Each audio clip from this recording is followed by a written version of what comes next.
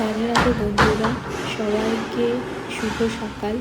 আজকে মায়াপুরের 3 নম্বর দিনের ব্লগটা আপনাদের সাথে শেয়ার করছি। সকাল সকাল আমরাও বেরিয়ে পড়েছিলাম। প্রথমে আমরা যাব জলঙ্গি নদীতে স্নান করতে।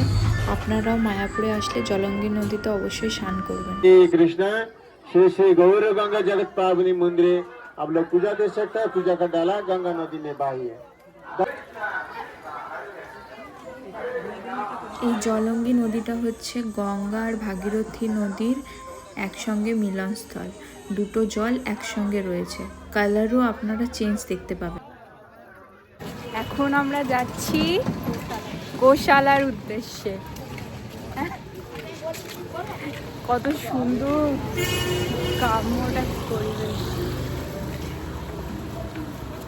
গোশালার সামনে সুতি ভবনও পড়বে, গোশালার একদম সামনে।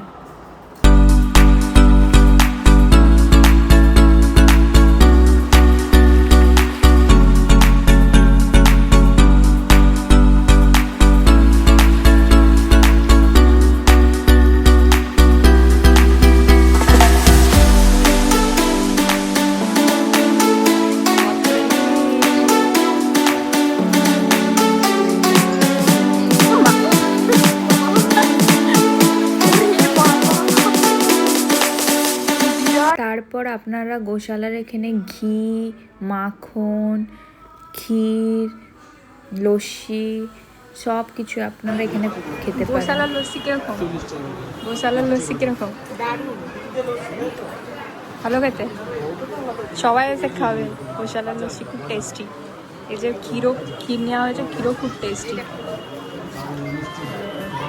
পুরো পিওর অরিজিনাল ক্ষীর। এই যে লস্যি খাচ্ছে মা। তারপর গোশালা থেকে আসার পথে আমি একটা আমার নিজের ভিডিও বানিয়ে নিচ্ছিলাম। আমি এখানে রাধা ড্রেস পরেছিলাম। আমাকে কেমন লাগছে একটু আপনারা কমেন্ট করে জানাবেন। আজকে তো আমাদের মায়াপুরে লাস্ট দিন ছিল, তাই চারিদিকটা ঘুরে ঘুরে একটু দেখে নিচ্ছিলাম আবার কবে আসা হবে।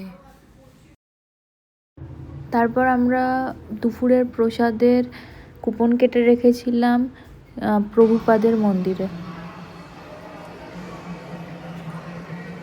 তারপর রুমে গিয়ে রেস্ট করে তারপর সন্ধ্যায় আমরা বেরিয়ে পড়েছিলাম আরতির উদ্দেশ্যে।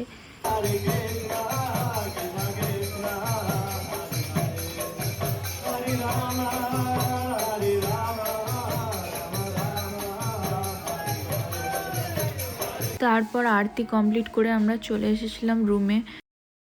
আমরা যে নামহট্ট ভবনে ছিলাম সেখানে সন্ধ্যার ভিউটা দেখুন, কত সুন্দর তাই না?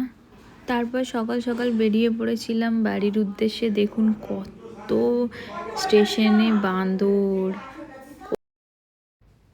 ভিডিওটা এখানেই শেষ করলাম। আমি কিছু পিকচার ক্লিক করেছিলাম, সেগুলো আপনাদের সাথে শেয়ার করলাম। দেখা হচ্ছে নেক্সট ভিডিওতে অন্য কোনো জায়গায়।